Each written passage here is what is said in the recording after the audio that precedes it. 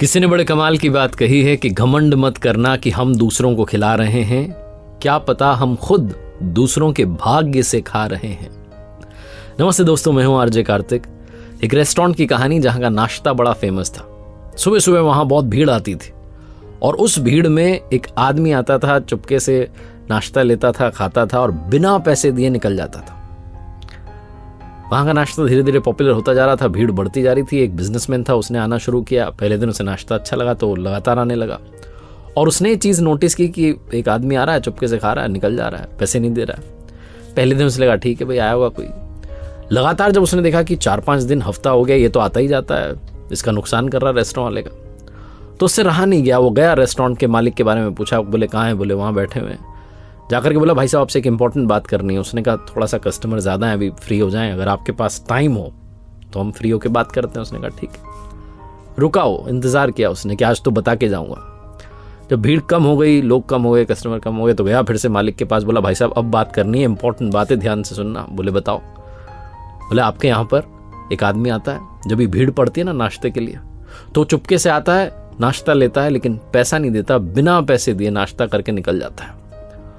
और 1-2 बार होता तो चल जाता, मैं हफ्ते भर से आ रहा हूं, वो रोज दिखता है, हफ्ते भर से आपका घाटा हो रहा है। तो रेस्टोरेंट वाला मुस्कुराने लगा। बोले भाई साहब आपने बात बताई है, साहब बताने वाले आप पहले इंसान नहीं है, मुझे बहुत लोगों ने बताया, और ये जो भीड़ आपको दिख रही है ना, उसी की वजह से भीड़ है।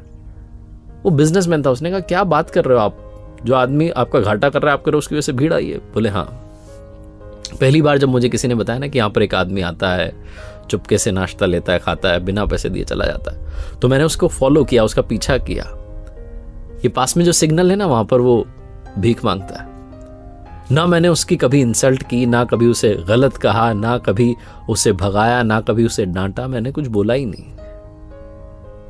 मैंने एक दिन देखा, पता है क्या, वो रेस्टोरेंट के बाहर था और हाथ जोड़ के ऊपर वाले की तरफ कुछ कह रहा था।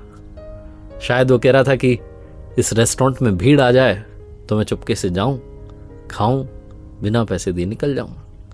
ये जो भीड़ आती है ना भाई साहब, ये उसी की वजह से आती है, उसकी प्रार्थना की वजह से आती है। उसी भीड़ में वो आता है, नाश्ता करता है, चला जाता है। बिजनेसमैन की आंखें खुल गई, उसे समझ में आया कि ग्रैटिट्यूड क्या होता है।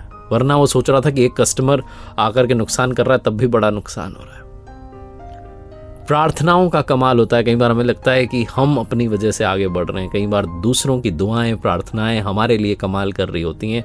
इसलिए लाइफ में सबकी वैल्यू करना शुरू कीजिए, सबके लिए प्यार अपने हृदय में लेकर के आइए, ग्रैटिट्यूड शो करते चलिए, धन्यवाद करते चलिए, आसपास के लोगों का भी और ऊपर वाले का भी। आपको लगता है आप कर रहे हैं, सब कुछ वो कर रहा है। एक बार फिर से वही बात कहूंगा जो अक्सर कहता हूं, ऊपर वाले के आशीर्वाद, अपनी मेहनत और अपनों के प्यार के साथ कर दिखाओ कुछ ऐसा कि दुनिया करना चाहे आपके जैसा। देखते रहिए हर सोमवार सुबह 9:30 बजे मेरे साथ एक नई कहानी, और हर शुक्रवार सुबह 9:30 बजे लर्निंग सीरीज का एक नया वीडियो।